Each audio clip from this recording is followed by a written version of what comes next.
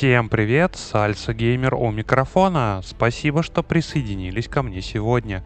Поляки из Covenant Dev в рамках фестиваля Demok Steam допустили игроков до первых 3 глав своей стратегии в мире темного фэнтези Горд. Одновременно страничка игры закрылась Steam для русского сегмента, как и демо-версия. Это несерьезно и непорядочно! А за предзаказ вломили в Турции ни много ни мало 700 лир. Сколько примерно будет стоить? Сколько? Я, конечно, понимаю, что ценник Kerbal Space Program 2 едва ли кто побьет. Так вот, 700 турецких лир — это цена хорошего AAA проекта, чем Горд не является. А теперь все больше раздаются вопли, что разрабы сорвали кассу и ушли в туман, и из раннего доступа игра не выйдет.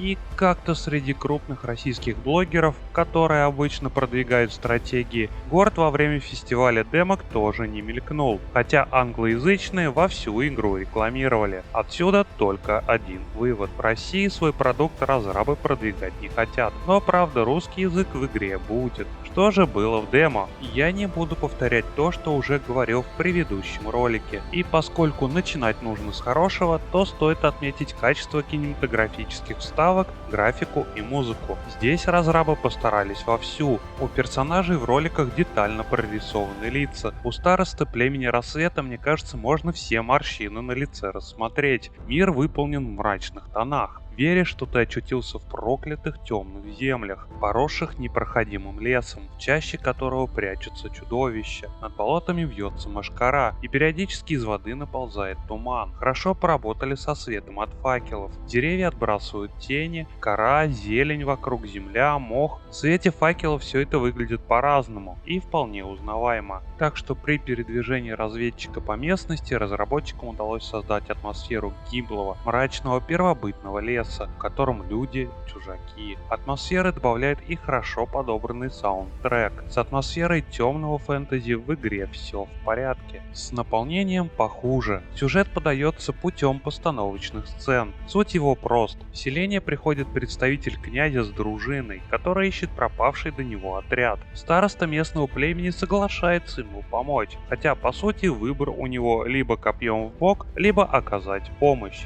Дальше нас скучно учат управлять отрядом, двигать камерой и строить поселение. В строительстве поселения ничего нового нет. Ограждаем территорию и строим внутри здания. Лесорубы, добыча глины, добыча пищи. Распределяем всех жителей по работам. Куда кого направить, особой разницы нет. Работают все примерно одинаково. Хотя разработчики похвалялись, что каждый житель индивидуален и имеет склонность к одному или к другому ремеслу. На деле ремесло прокачивается, чем больше им житель занимается. Если житель выходит за стену, его начинает одолевать ужас, и полоска сверху над здоровьем начинает заполняться. Местный житель приходит в себя после того, как выпьет пиво, при этом варить его не надо.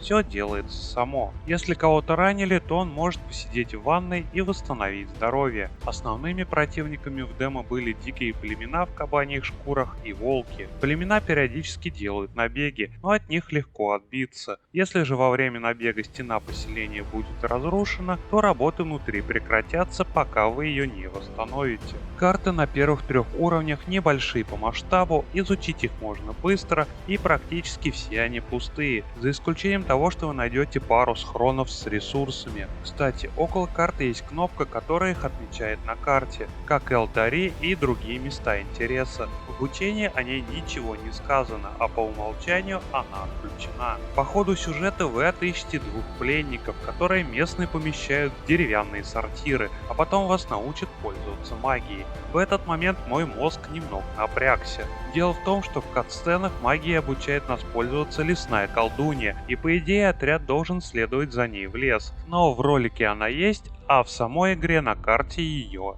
нет. И в итоге ты бежишь отрядом по карте за призраком. И то же самое со старостой племени и лордом с охраной. В роликах они есть, а в самой игре их нет. И складывается такое ощущение, что делали их отдельно друг от друга и потом сложили вместе. Но с игровым процессом ролики практически не перекликаются. После ролика с колдуньей нас обучат пользоваться магией. Арсенал из заклинаний солидный, но доступно пока одно. Мана заряжается тем, что ваши поселенцы молятся. Для этого вам позволят построить несколько вариантов капищ и храм. Колдунья приводит нас к некому монстру, который нас не пропускает дальше. Мне он напомнил жирного колобка на пенсии. У нас есть вариант атаковать его или принести в жертву ребенка. Вариант атаковать не рабочий, поэтому придется привести жертву.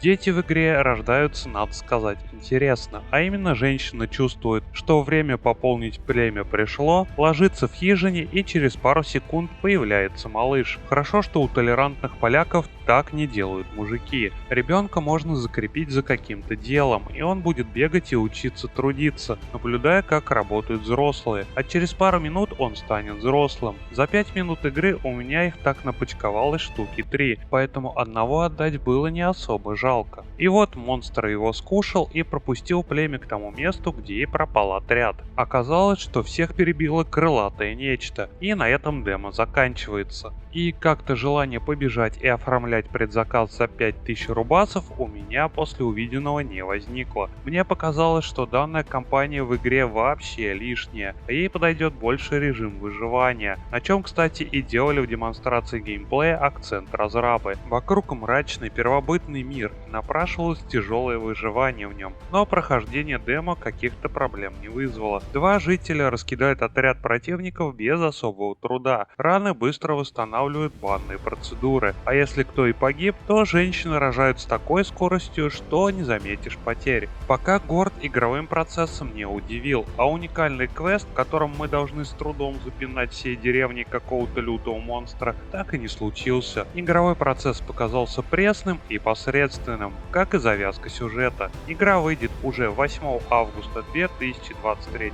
года, русский язык в ней будет в виде интерфейса и субтитров. Пока-пока и не бомбить по пустякам.